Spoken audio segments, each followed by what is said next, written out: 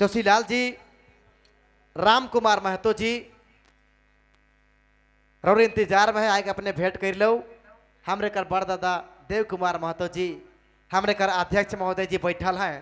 देखो तो हंसत है और मुस्कत है, लेकिन और साथ नहीं मिला थे तो हमरे कलाकार मन के बेस नहीं मिला थे।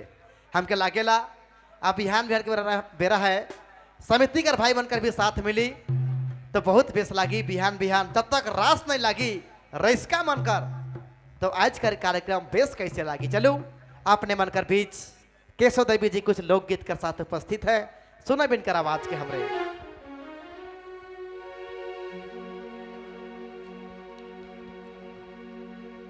हेलो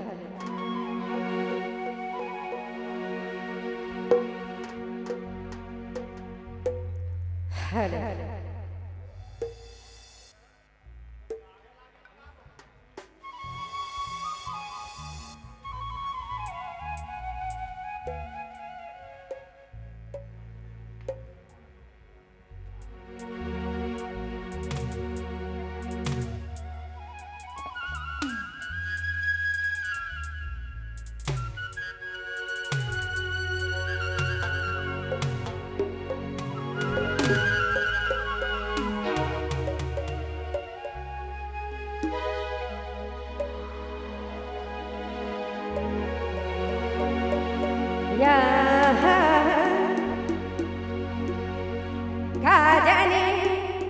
काजनी कौन जन्म का सजा गले मैना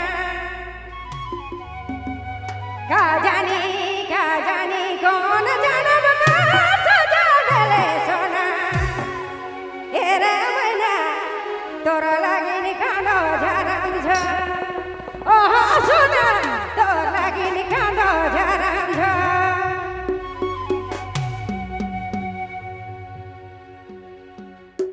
काजनी कौन जाने